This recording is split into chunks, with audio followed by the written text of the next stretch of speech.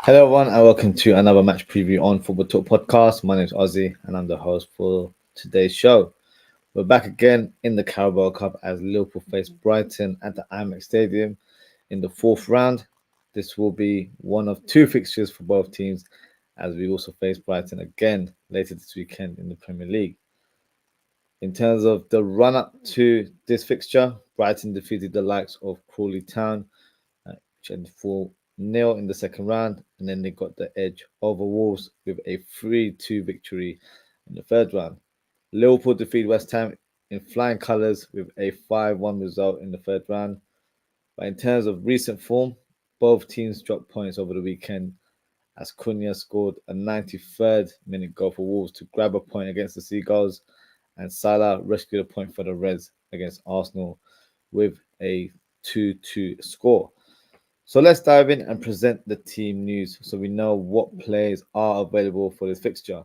We'll start with the home team, which is Brighton. Jorginho Ruta is cup tied, so he's unavailable for selection.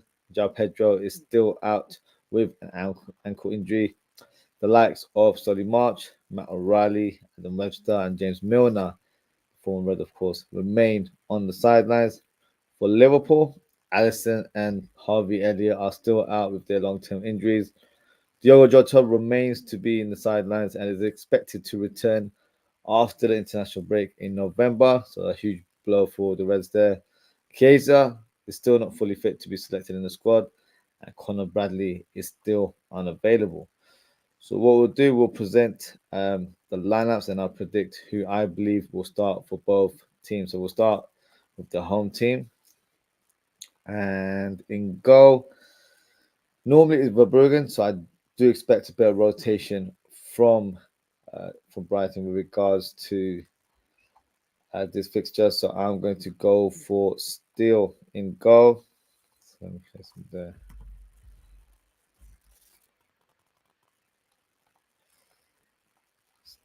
There we go. So I think he will start in this fixture.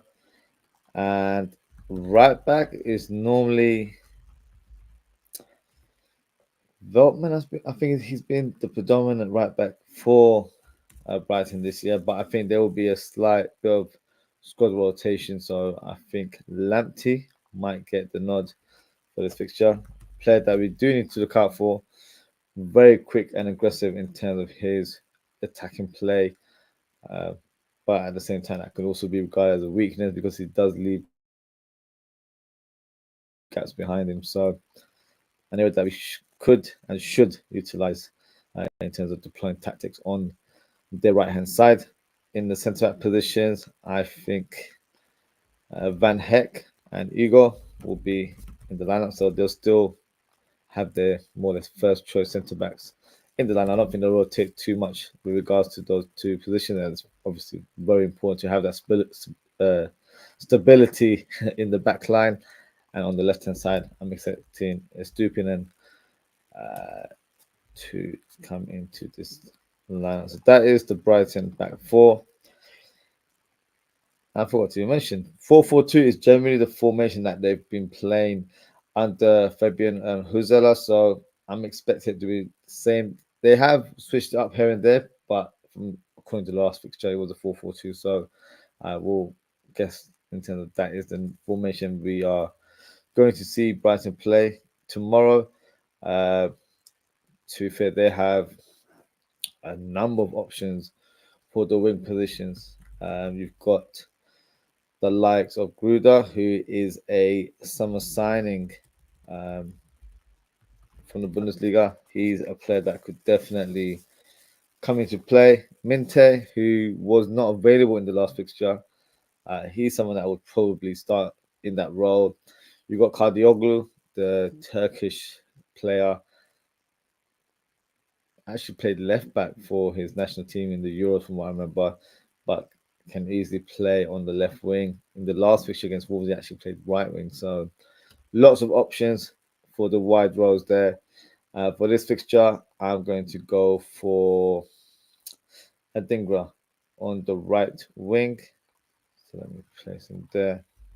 And he's definitely live wire. We will definitely need to make sure we keep him quiet. He's got great turn of speed, great dribbling ability, and he can shoot as well. He's got a good shot on him from long distance, and is clinical if required in front of goal. So definitely one of the danger men in this Brighton team for me.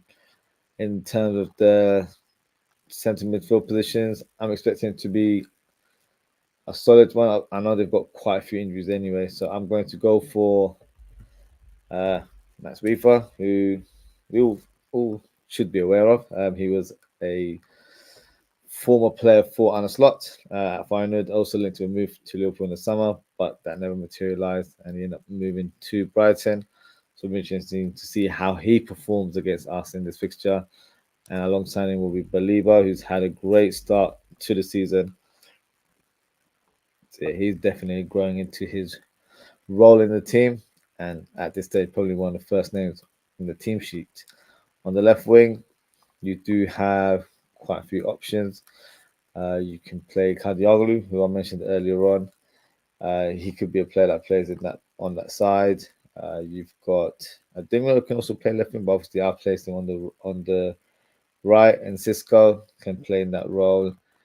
So they've got a few options there. So I'm going to go for Mitoma. He's the one that generally plays there, and he's someone that we're going to keep are mindful of. You know, we've seen him over the years. You know, probably got the best games against Trent Alexander-Arnold. So you know, no difference in this fixture. So we definitely need to make sure we keep him quiet.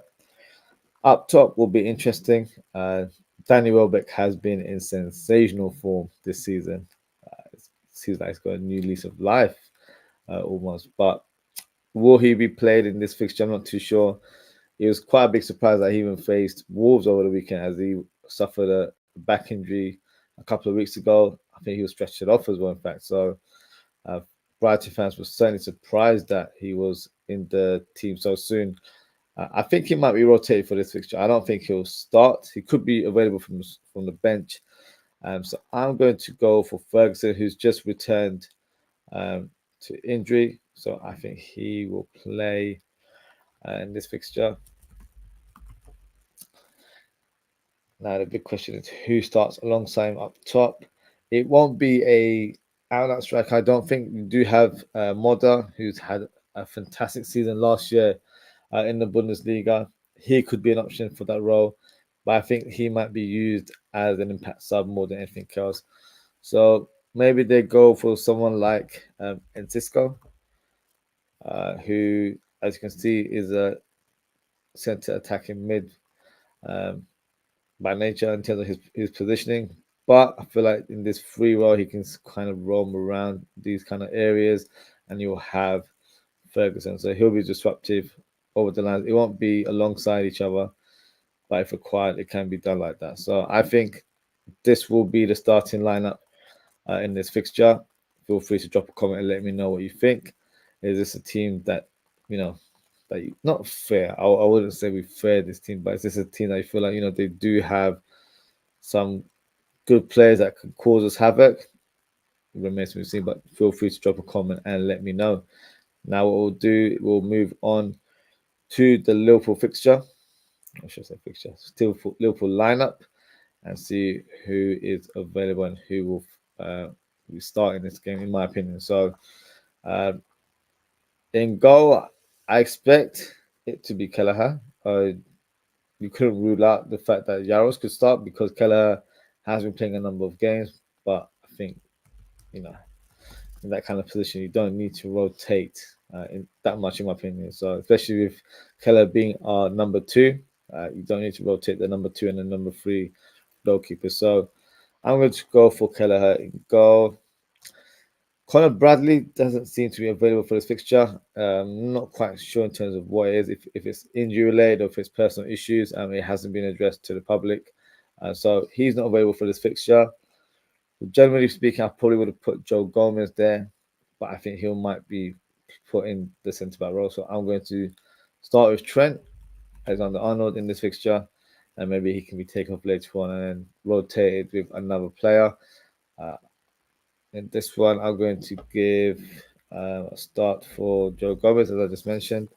So he'll be alongside Trent, and then you've got Kwanzaa, who I think hasn't played for quite a while, so it'll be good to see him back in action.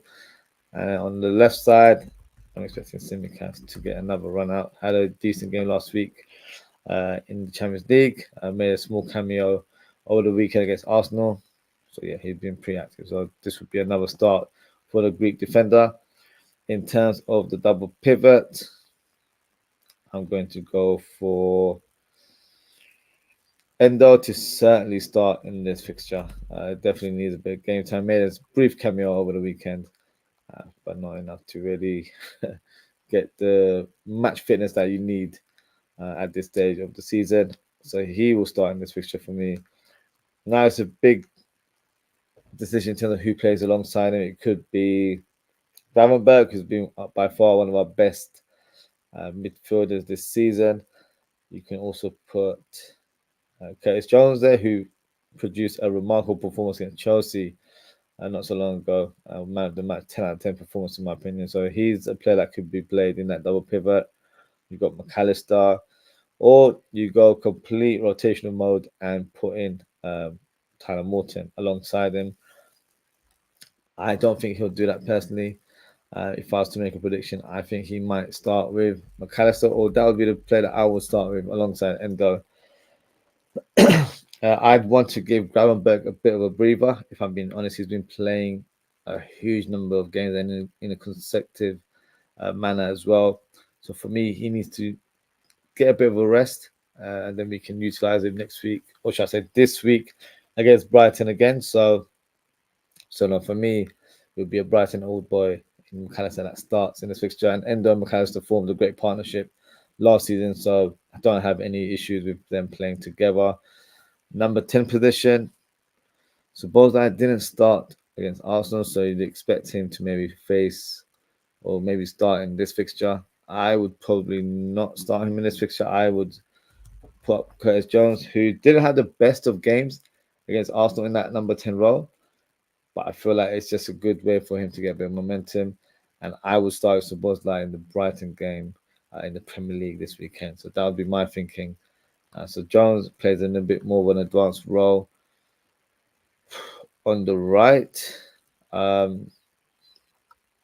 it would have been Chiesa, obviously, but he's not available. I wouldn't want to start Salah in this game. I'd want to rotate a little bit for this fixture. He'll be available from the bench if required, but I think he might just need, a bit of rest just to manage his minutes. We're going to play so many games this season. There's no need to play our best players in every game. So, slightly unorthodox, I'm going to place Luis Diaz on the right wing. I think out of all the attackers we have in terms of Gakpo, Diaz, Jota, whenever he's fit, I think Diaz produces the best moments on that right wing. So I'm going to give it to Diaz on the right side. And I'm going to play Cody Gakpo on the left wing. So that would be my advanced three. And then up top, I'm going to go for Darwin Núñez. We don't have too many options there anyway, so he leads the line. So that is my predicted lineup. Probably not what everyone expects, but I'm trying to think not slightly out of the box, but I feel like we need to be a bit more smart in terms of our team selection, and we don't need to play our best players in this fixture, in my opinion. I think there's a lot of quality in this fixture for us to get the win. So yeah, feel free to drop a comment and let me know what you think of the lineup there. And in terms of my score prediction, I'm going to go for a Liverpool win. Not surprised there at all. I think it'll be a tight game. We don't have the best of records at the Amex Stadium. It's going to be a tough encounter with a very technical team that have been in great form under their new coach. So for me, I'm going to go for a scoreline of 2-1 to Liverpool. And in terms of goal scorers, I believe it will be Ferguson that scores the goal for Brighton. And for Liverpool, I'm going to predict that Cody Gakpo and Jones hit the scoreline. So that is my prediction there. Just before we close the show, see we've got a couple of comments here from Daz. Big up Daz as always. He said, big up Ozzy, same as Sunday. 2 changes. Cody in for Diaz. Costas in for Robert. Interesting lineup there. When's the international break, Ozzy? I need to confirm that myself because I read the report about Jota not being available until after the international break. But I thought we were done with the international break, to be honest. So I'm going to quickly have a look for you right now. From what I remember, I think it's towards the end of November. But let me just double check because too many of them, if you ask me, in terms of international break, it's not required. Not quite so sure, to be honest with you now. Looking at the fixture, it doesn't appear to be that there's an international break. Let me just quickly Google the injury. Maybe I was misinformed because I saw this on social media. You should never really believe everything you read on social media, to be fair. But I'm going to have a quick look because it doesn't appear to be that there is an international break coming up. Let's have a look. So, just going through a website now. I don't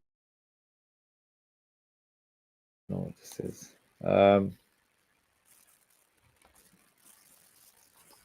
Yeah, so it says. Let me share this actually. So let's see if so everyone else can read it as well.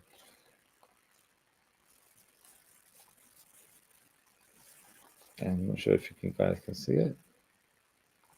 There you go. So make the window a little bit bigger so you guys can. Hopefully that's a little bit more visible for you guys. Nope. There we go. So try and resize the window. So Diogo Jota will not play for Liverpool before the November international break, with the forward set to miss crucial run of fixtures due to injury. So that's what it says. But judging by the fixtures, I don't know where the break comes into play because we've got.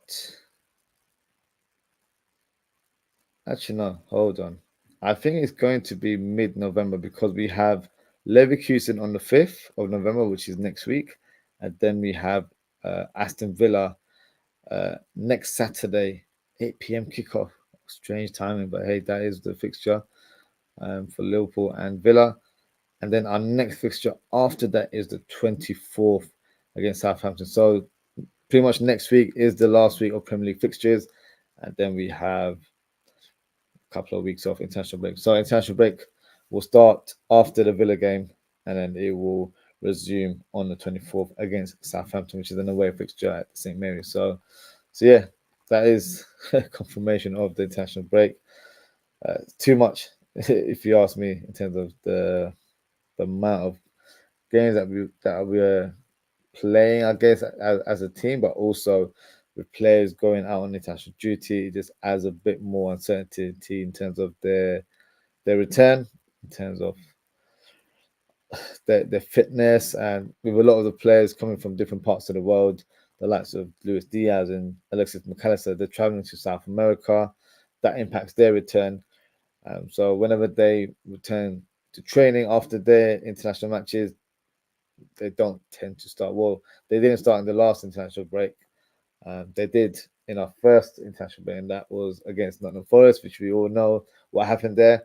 So I think Arsenal learned his lesson not to risk players if they've been exhausted from traveling and playing huge amount of minutes for their national team. So yeah, unfortunately, it's going to be very, very soon. So next week is the last week in the Premier League. Then we have a couple of weeks off in terms of international break, and then yeah, that's how the season's rolling right now. So we'll just have to take it on and see what goes on with the fixtures. And then Dad has predicted a 2-0 victory. Darwin Núñez scoring 2 goals. So interesting scoreline there. And that is it for today, guys. Thank you so much for tuning in. If you haven't already, please don't forget to like, comment, share, and subscribe. In terms of upcoming shows, we'll be doing the live watch along for this fixture tomorrow. I believe the match starts at 7:30 p.m. So I'll be online from 7:20. So make sure to tune in, and then we can watch the game together. And I'll also do a match reaction straight after. At 11 p.m. Be a bit more safe time. So there is the opportunity of coming on the show. It is a calling show as always. All my match reaction shows are calling shows, as well as my Premier League review shows every Monday. So if you'd like to come on and have your say after the game, feel free to jump in. A link will be pinned in the live chat. So yeah, that's the fixture there, and then we'll do a match preview of Liverpool versus Brighton for the Premier League fixture this Saturday. It's at Anfield this time, so it's a home advantage. But yes, we'll speak about that game in due course. Just got a couple of comments here from Liverpool 12th man. He says, "Big up Dad," and to our host Oz. Big up 12th man as always. Appreciate you tuning in. Appreciate your comment here, and Dad is saying big up to 12th man as always. So that is it for today, guys. Thank you so much for tuning in. Take care, stay safe, and I hope to speak to you all tomorrow. Goodbye.